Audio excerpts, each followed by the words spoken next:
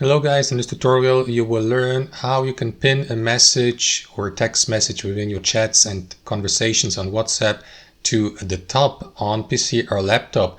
So let us guide you through it. Make sure that you have WhatsApp installed on your device like your PC or laptop.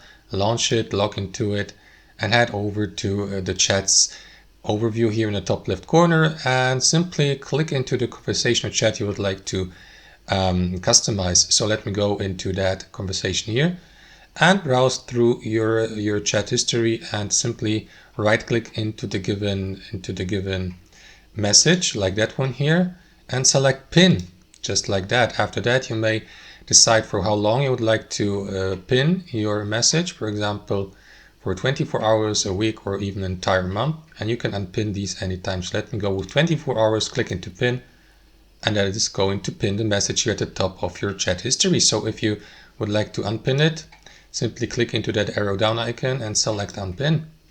And there you go. And that's it. Thanks for watching and I'll see you next time.